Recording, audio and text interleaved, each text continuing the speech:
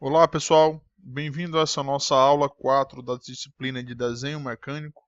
Hoje a gente vai ver um pouco mais sobre projeções, perspectivas e cortes em vistas.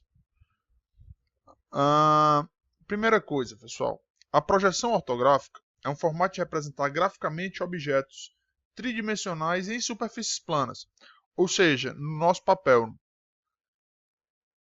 Basicamente, nós temos três elementos em qualquer tipo de projeção. O primeiro deles é o modelo, que é o objeto a ser representado em uma projeção. Imagine esse objeto. O observador é a pessoa que realmente vê. Imagine que você tem um observador, você tem um objeto e tem aqui o terceiro elemento, que é o quê? O plano de projeção. Ou seja, a projeção, sempre o objeto está entre o observador e, efetivamente, o plano de projeção. Aqui, mais especificamente sobre o plano de projeção, é uma superfície onde se projeta o modelo. A tela de cinema é um bom exemplo disso. Por exemplo, imagine que você tem esses móveis tridimensionais. Se eu projetar nesse plano, eu vou ter essa representação, essa projeção gráfica. Imaginem esses três elementos. Se o observador estiver localizado nesse canto da tela e observar os três objetos nesse plano de projeção, os três objetos vão ter projeções iguais. Dessa forma, a gente sabe que não é somente com uma projeção que você consegue definir a forma do elemento como um todo, pessoal. Que ele fala, projeção em um só plano. Lembrando, pessoal, que a NBR fala que basicamente você tem que projetar ou no primeiro diedro ou no terceiro diedro, certo? Aí você tem esses planos de projeção. O plano traseiro, né, vamos falar assim, mais na frente a gente vai ver os tipos de plano específico. Esse plano mais lateral, esse plano superior. Da mesma forma é o terceiro diedro. Aí, o que acontece? A representação gráfica no papel, pessoal, tem basicamente dois tipos de representações. Primeiro, as projeções, certo? Que as projeções têm a principal função de quê? De ser fidedigna, representar fidedignamente a figura, ou seja, elas são representadas em verdadeiras grandezas. Já as perspectivas são representações gráficas que não representam a verdadeira grandeza do elemento.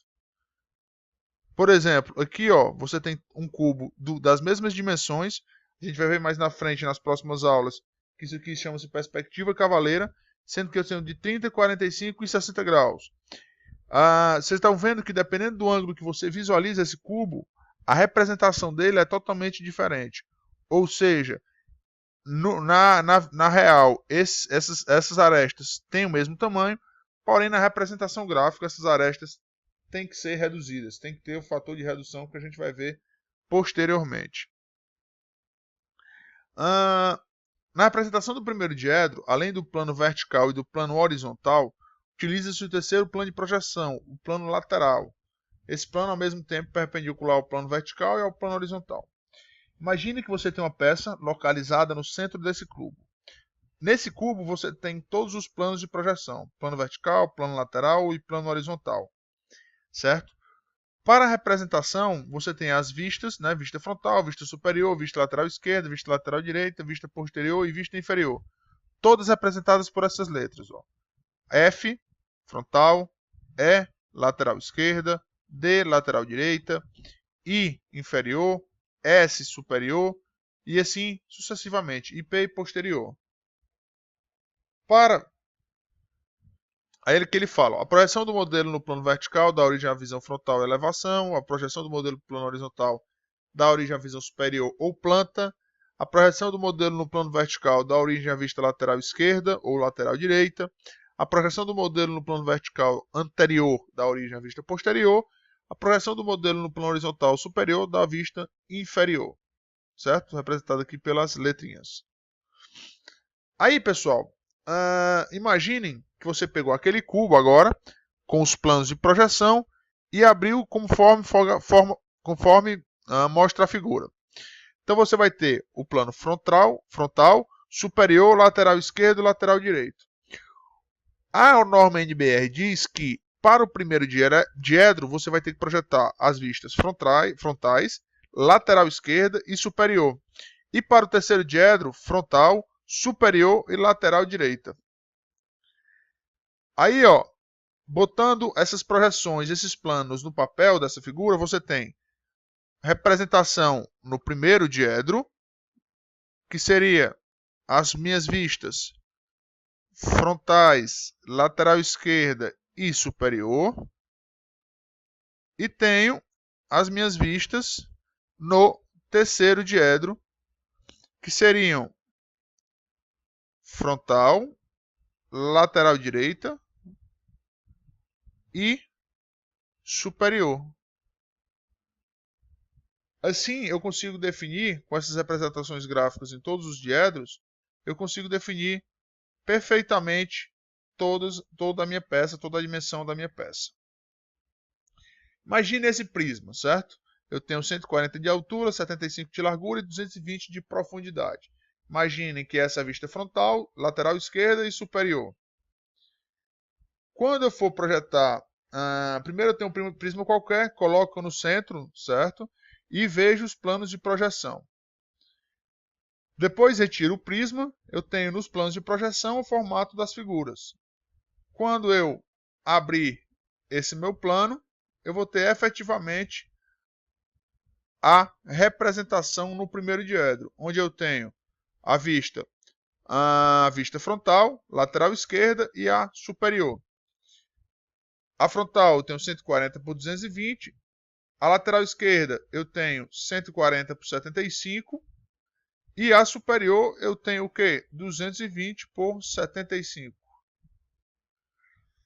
Aí aqui mais um exemplo, imagine esse prisma, eu quero que vocês projetem ele no primeiro diedro, olha a representação gráfica aqui no canto inferior esquerdo do primeiro diedro, levando em consideração esses planos, lateral esquerda, frontal e superior.